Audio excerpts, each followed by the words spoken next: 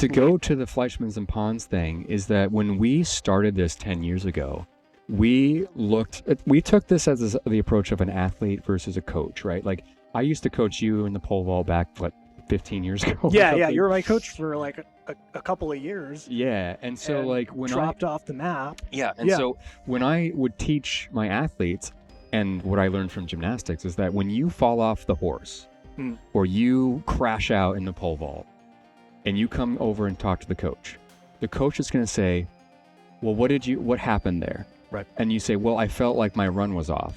And I say, your run was off and it was because of this.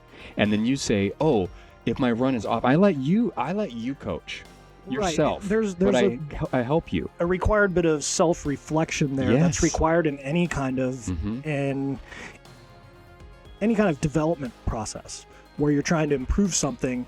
The person who's trying to improve it, who built the thing, has to take a look at this and say, well, these are the things we're missing.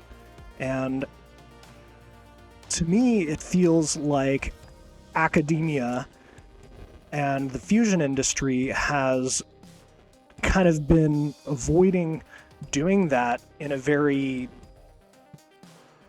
extensive way because they keep coming back with the same answer of, oh, we need to do more intense magnetic fields, we need to do higher currents and higher voltage. Yeah, higher voltages, which drive the higher currents, and we need to use different materials and more nuclear cross-section. Right, we need to use a different fuel, we need to use different materials for the construction, and they're creating all these incredible technologies with the superconducting magnets, these giant magnets that can pick up aircraft carriers. Yeah, I'm quoting somebody there. It's a pretty cool magnet. I like seeing that stuff. It's neat. But listen to this. But what happens if the magnet fails during operation?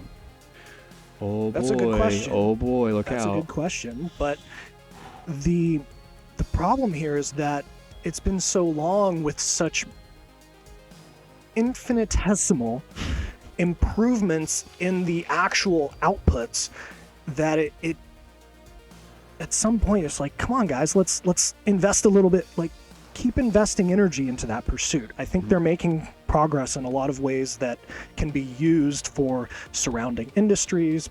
Probably eventually for what we're doing too, we can probably apply stuff from that technology development they've done to our own. Do you want to know what their process is really good for? Like the hot fusion colliding particles together like that is really good for making tritium.